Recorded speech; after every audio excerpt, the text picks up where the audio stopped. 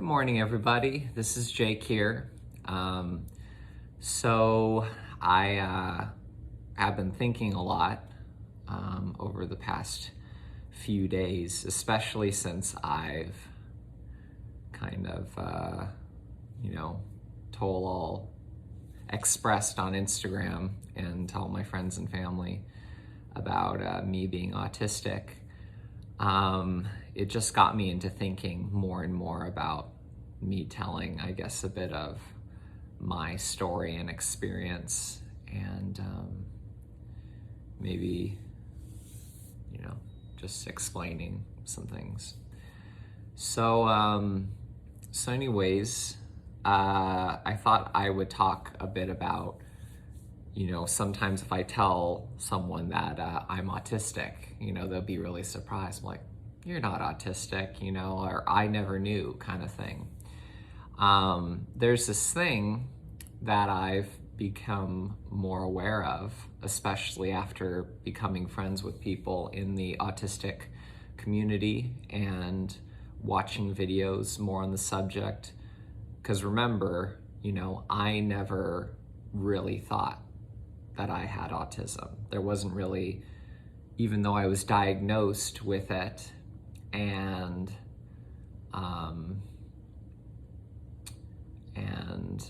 maybe I had some extra help in some school programs, given extra time on tests and after school help, with getting homework assignments done. And I guess I never really thought that I had it. And part of that is because what I realize is that I didn't think I had autism or my diagnosis was accurate because I felt like I was very aware. Like if a person thinks they're a good singer and they just start singing to the microphone with their eyes closed and they're completely unaware of everybody else around them and they sound horrible, there's this sense of like a person, or maybe this is just a stereotype, that, a person with a developmental disability,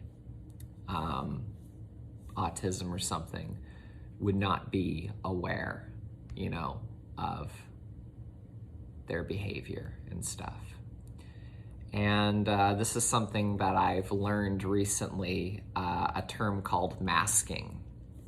And apparently, there's, as we said, autism is a spectrum. And so there's different levels. There's people that have more severe challenges, like not being able to communicate and or function in society. And then there are others that have more of a mild form of autism or neurodivergence. So there's the term neurotypical, which is, I guess, what is the standard of, I guess how humans are supposed to act. And then there's neurodivergent, meaning, and that's the thing. So hopefully this doesn't get too confusing, but apparently, some people describe autism as almost just being a different type of brain, one that's wired a bit differently and might not really fit into, the society that, a lot of people expect that you should be able to fit into, let's say the 9 to 5 and doing the certain assignments and all these certain things. So there's a spectrum of people there's an autism spectrum, and apparently some people with more mild forms of autism, I think that would be the Aspergers type, or Aspie, some people use as a nickname, I guess, or something for that type. That masking is something that is kind of known, that people who have it will mask their behavior. So on the outside, they look normal, but they're hiding who they really are. They're trying to fit in. And I'm laughing at that because that's what I've been doing since middle school. And they say with women in particular that they mask better. So oftentimes women are harder to diagnose than men for having autism.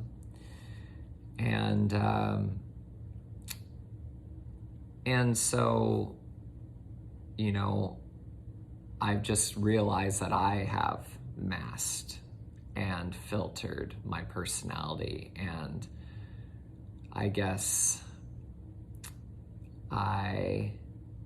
but I just didn't know I had autism at the time, so it wasn't like I knew I had autism and I was trying to hide it from people.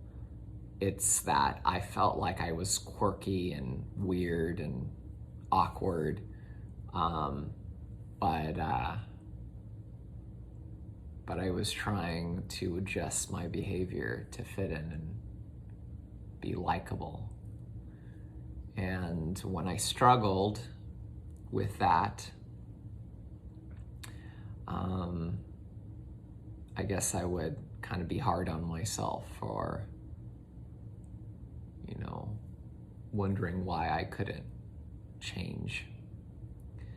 So some examples early on of me masking was in middle school, where I maybe sometimes was a bit of a loner, and in class maybe a little bit of a class clown, and sometimes in social situations where if kids were talking in a group, I would kind of come in and interject and add something to the conversation that was completely unrelated, and just other strange things.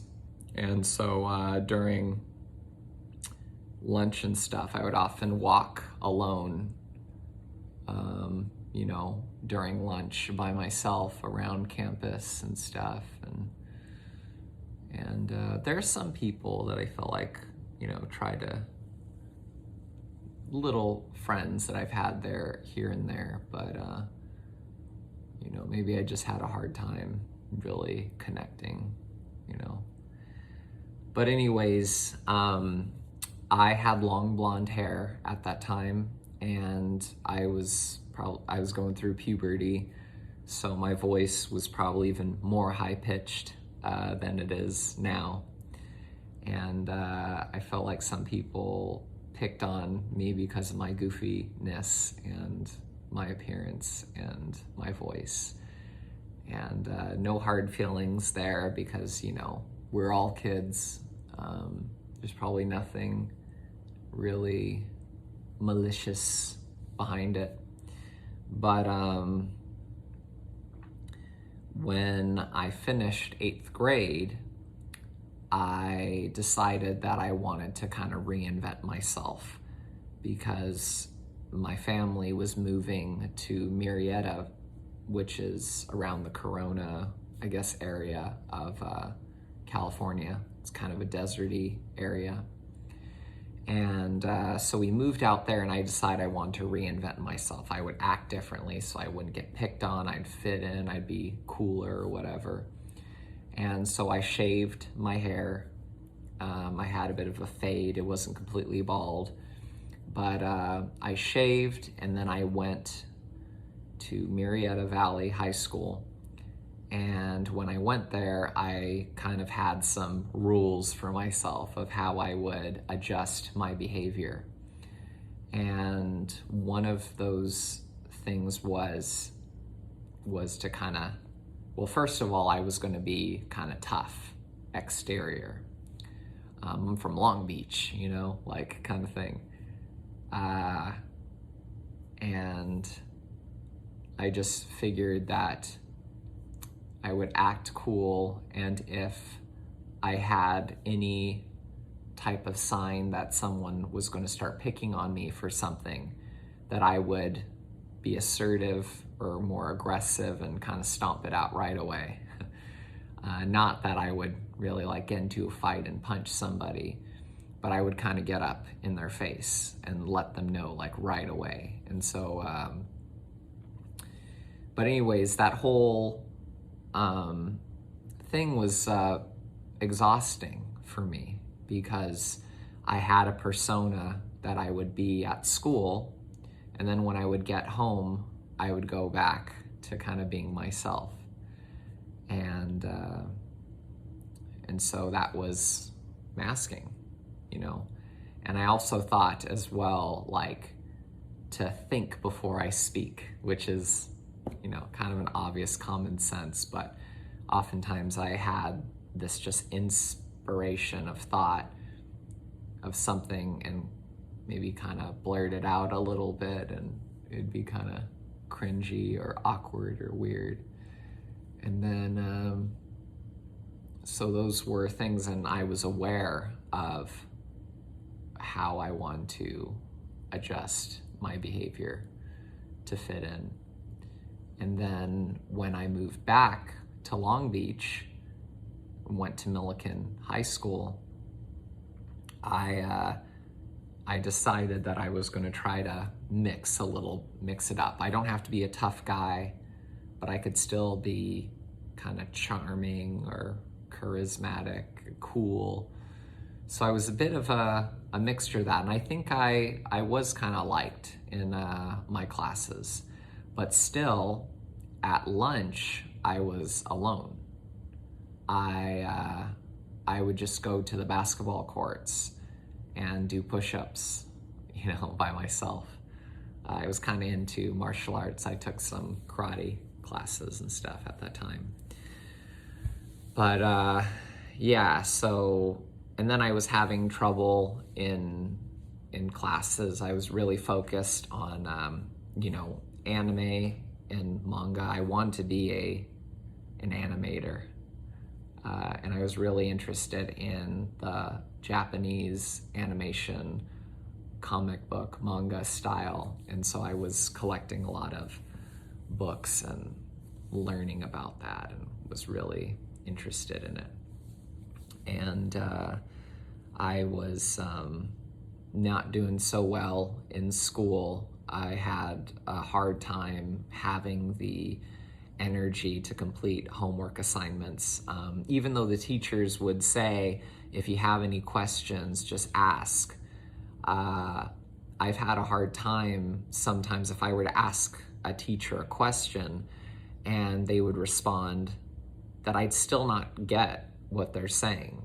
And then I'd ask again, and then I still don't get it, and I would just kind of pretend that I understood.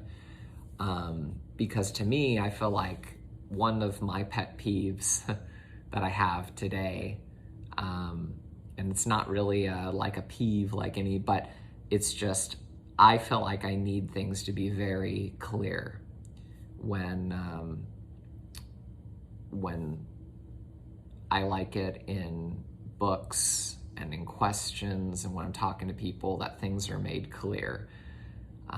It's hard for me to kind of know. So say, for example, like even in a dating situation too, where, there's a lot of the subtle hints, that maybe I'm into you, maybe I'm not, or you should know. And it's like a lot of that stuff has been very hard for me to understand. And, so I had a hard time really, reading between the lines, I guess. And I would take more time on tests because what I think I kind of realize is that maybe because I have a bit of a creative mind, that if there's a test that has a certain question, I think about, well, what are all the different ways this question could be interpreted? And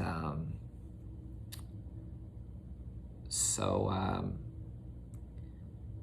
that would lead me to have a harder time and need to take more time on each question in an exam.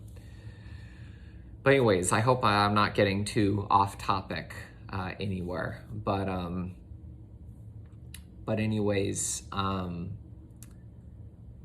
was having trouble in school, and I was having a hard time completing homework assignments. And I think that the school maybe contacted my mom about my challenges. And, my mom said that she had issues in high school as well. Like, she would, at lunch, maybe leave the campus and go to the Cal State University of Long Beach campus and kind of sit by herself and read or something. Like, she was a bit of an outsider. And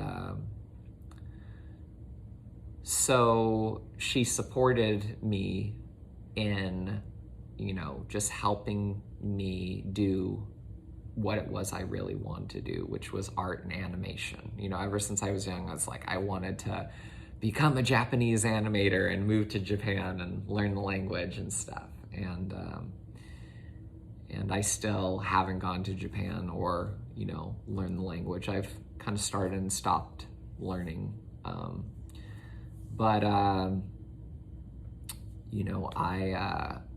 I stayed home for a bit, did some self-study with my art, and I was taking the CHSPE, which I think that's the right term, was a California exam that would be like an equivalent to a GED so that I can get into a college early. I wanted to get into the Art Institute for animation. And so I took that test a few times, and I seemed to do pretty good on the reading and writing part of it, but I usually failed on the math part and some other things that were pretty tough for me. So I retook that a few times, and then when I got old enough, I ended up taking my GED, and I passed the GED the first time. And so I went in to the Art Institute for the Media Arts and Animation program. And that was nice because I was a bit, of a loner before, and taking some time off school while I was doing self-study and trying to pass that test. I felt maybe a little bit isolated, and having a chance to make friends again, I guess, was kind of exciting to me. And so I went to these classes and, tried to make friends, and I made some here and there. But, I always had an issue with connecting and kind of acting normal. I think I would try to win friendships a little bit by, trying to impress in different ways, because I guess I had trouble communicating. And so, but what was challenging for me then is, I was in school for animation, but two big challenges was that I really liked anime and manga, and pretty much everything that I studied and learned was strictly that. I was kind of obsessed with it a little bit. Like, I liked all the manga comics and the How to Draw Manga book series and stuff like that. That was my education at that point. I didn't really take art classes in middle school or high school. And, but in America, it was not, I guess, people would kind of look down on that.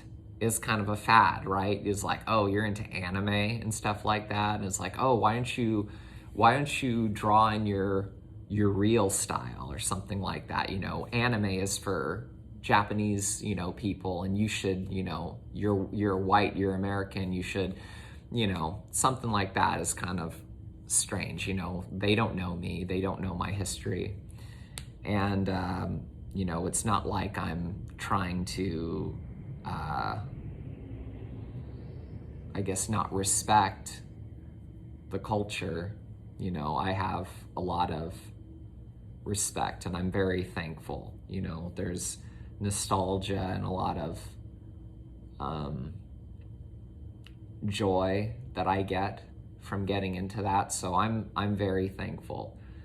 And I think sometimes I feel a little bit embarrassed or shy around, I know this is kind of weird, but like Japanese people or something, you know, showing that I'm into anime and stuff like that. And, you know, that comes from their culture. And it's like, oh, look at this fanboy or something like that. So I always try to be cool. But anyways, try not to go too off subject, but I do this sometimes because I feel like I'm giving more context so that it paints a bit more of a clear picture. So anyways, you know, anime was not really a very accepted style back when I was in college over 10 years ago. And the other thing is 2D animation, the type of animation I want to draw, frame by frame. You draw each frame. I like drawing. And apparently that was not really a job as much in America because they were transitioning, everything was in 3D, you know, Toy Story, Monsters, Inc., you know, some of the other things. And a lot of animation, 2D animation, which was time consuming and cost a lot of money, would be outsourced to other countries like, you know, Korea, Ireland, I think, because, you know, they would outsource it for cheaper labor. And oftentimes in America, they would do maybe more of the storyboarding and the planning and the writing and all that stuff, and then they would send it to another country to do the hard work. So like, you know, and I don't know if this is all accurate, but maybe some examples are like, you know, SpongeBob SquarePants and Family Guy and I don't know if The Simpsons or something, you know, things like that. Animated shows in America would be often outsourced overseas. So they would try to set you up to learn 3D animation. And, you know, I guess knowing how to draw is useful to that, but, you know, I wanted to create anime. The anime that I fell in love with Pokemon, Dragon Ball Z, Yu-Gi-Oh!, the anime on Adult Swim and Toonami and stuff like that. That's what I wanted to do. I want to learn to do it that way. And it wasn't accepted at the college that I went to. And also the animation, you know, it was geared toward 3D animation. And it is almost like 2D animation is dead in America. So that was kind of disheartening to me.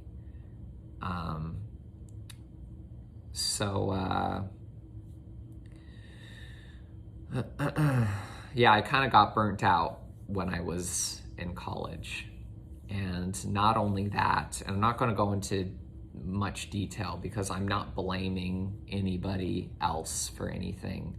You know, I don't want to make it seem like I'm doing that.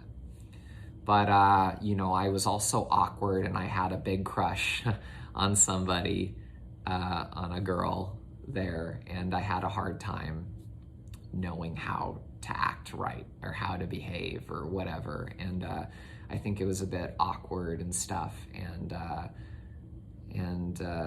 I felt a bit of stress and insecure in different ways. And I finally, I guess, expressed my feelings, and I was rejected, and I guess I felt a little bit embarrassed, and that, along with other things, related to, they're kind of training me to be in another field in animation. And oftentimes they say in animation too, it's kind of like there's a hierarchy of certain jobs that people want to have, but, they're hard to get. So one of the most common jobs in 3D animation is rigging, which is like you take a 3D model of a character, like let's say Woody from Toy Story, who's in a pose like this, a T pose, and a rigger will put the skeleton inside of the character so that animators can take that character and they can move around his body and make it move. So rigging doesn't seem like a very, I guess, creative, artistic kind of thing. It could be. And then there's other things. There's so many different jobs in animation. And so they're kind of training you to fit into the American animation industry. And I really wanted to draw anime, and I had issues with social stuff, and I got burnt out, and I kind of got to a point where I guess the magic in art was gone. I went from, like, literally since elementary school seeing Pokemon and wanting to become a Japanese animator. It inspired me. Like, I like Disney and stuff like that, but it never really inspired me to say, I want to be an animator.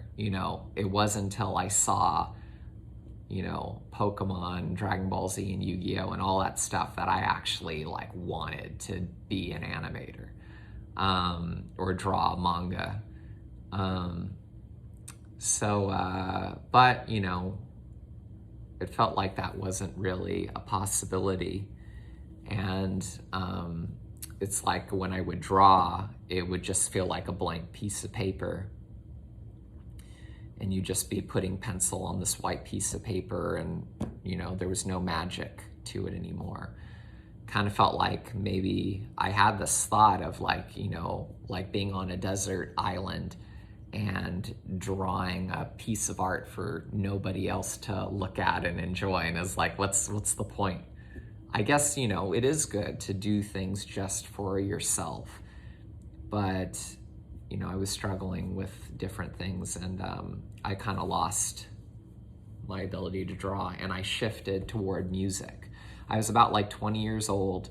I took a few guitar lessons, and then I took a songwriting workshop with a mentor of mine who I really appreciate. Her name's Dee Dee O'Malley.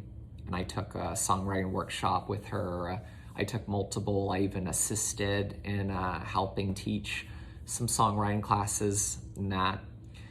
And so basically, just to wrap this all up, earlier I was talking about how I was masking and adjusting my behavior to fit in, and I didn't really know how to do it. And oftentimes it's like let's say you just don't really know how to make friends, and so you'll try to maybe do something a little bit more expressive so people could see who you really are inside and like you. So I would show my art skills and say, wow, that's really cool. It's like, oh, really? And, I get this feeling of kind of like connection. I would, do some music and get a good response. And I felt a little bit like, oh, I've made friends or something. And so, I was trying to reinvent myself and fit in. And then when things didn't work out with animation, at that time I was kind of hiding that I was into anime. I felt a little embarrassed by it.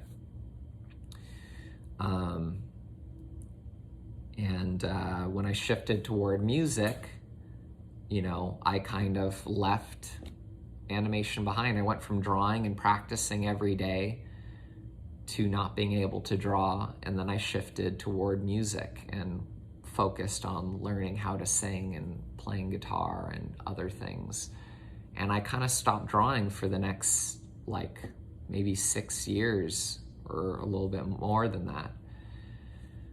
And so that's the first part. I can go into more detail about what my life was like after that, but I'm just showing you example of me masking and filtering my personality to fit in.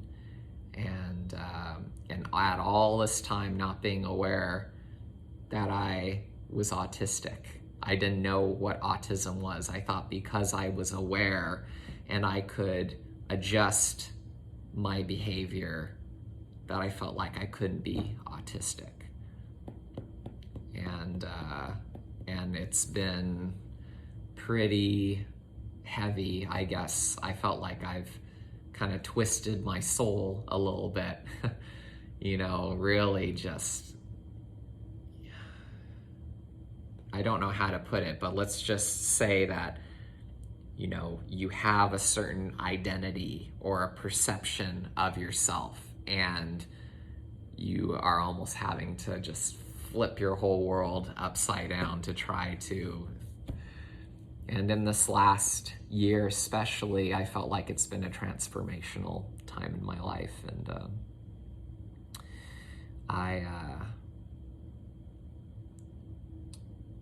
I was not expecting that I would realize or come to terms that I'm autistic, But as I've been looking more into what that is and other people's experiences, I feel confident that the diagnosis was correct, that I am neurodivergent. And sometimes I'll ask, people, because I don't necessarily want to go ahead and get reassessed again. I just want to give myself a break and just know that sometimes when I have some of these issues of staying on track or oversharing or anxiety or whatever it is, that it's like, oh, this is just because of maybe how I'm kind of wired. That's just the autism. Don't stress, don't beat yourself up over it feeling like, but it's funny too. It's kind of like, you're not autistic, you're just weird and immature, and, kind of makes you think like, okay, so yeah, maybe the science and research on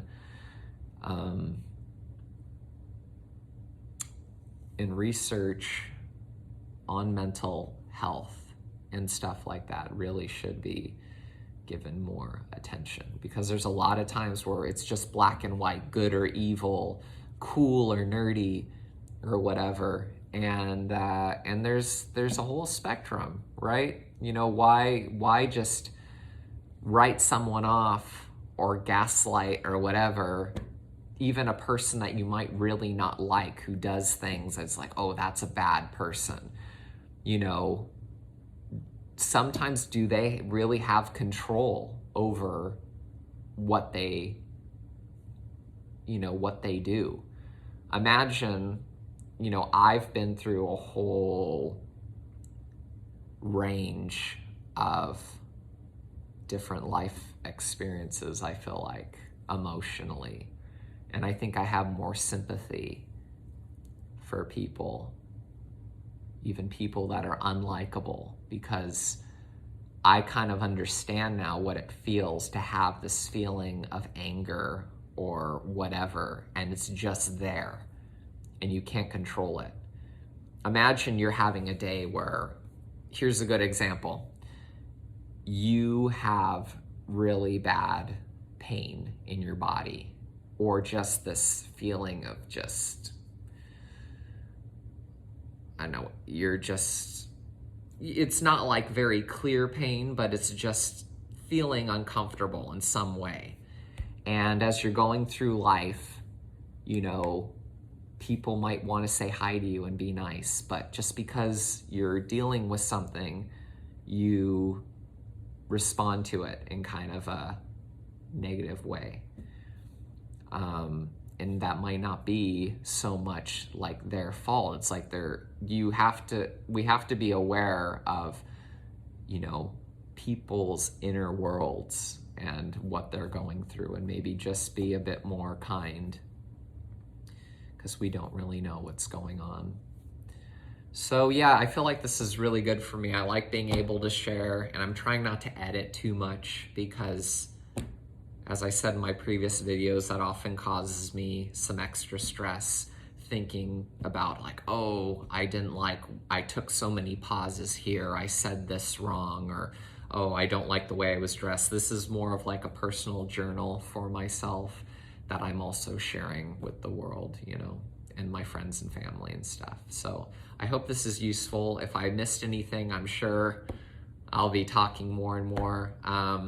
This is more like an introductory, I guess, introduction to me explaining myself and my realization. And in future videos, I would love to be able to go more into art and music and fitness and all these other things that I think are helping me grow. And you know, and I think partially me doing that is also going to help me work out whatever is stuck. You know, I've been wanting to create my own animation stories and albums and stuff for a long time, but there's just been blocks, creative blocks, and they've been really stressful to overcome. And I think sometimes me talking like this or recording and explaining things will help things fall into place. So anyways, thank you so much. I appreciate everybody who watched through this, and everybody who is giving me support. Thank you.